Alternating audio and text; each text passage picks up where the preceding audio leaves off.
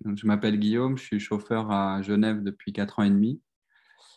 Et maintenant qu'on a été reclassifié de salarié, j'essaye de récupérer mes données personnelles pour faire le calcul de mes arriérés et donc de mes arriérés de salaire pour voir combien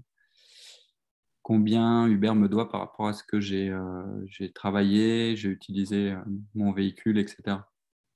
Donc ça, en fait, avec les données que j'ai récupérées avec Uber, grâce à Personal Data, qui m'a aidé à récupérer mes données, j'ai ensuite été aidé par Paul-Olivier Dehaye euh, et Estia Labs, qui a analysé une journée de travail.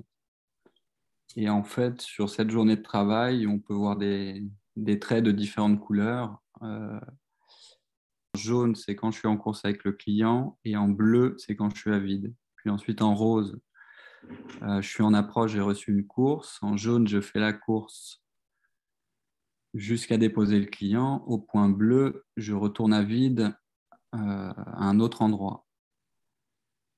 Ensuite, je reçois une course en rose. Je démarre la course. On voit le trait en jaune.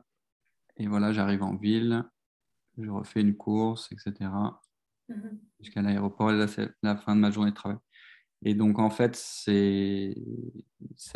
tout ça, ça me permet de calculer toute une journée de travail que j'ai faite à disposition d'Uber euh, qui validerait mes heures de travail, mes kilomètres, tout ce que j'ai fait à disposition d'Uber pour me défendre, par exemple, au prud'homme.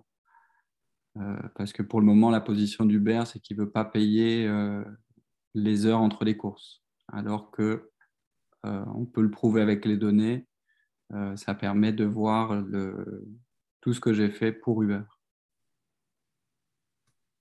Voilà. Et ça me permet de communiquer à d'autres chauffeurs pour qu'ils fassent la même chose et qu'ils puissent récupérer leur dû.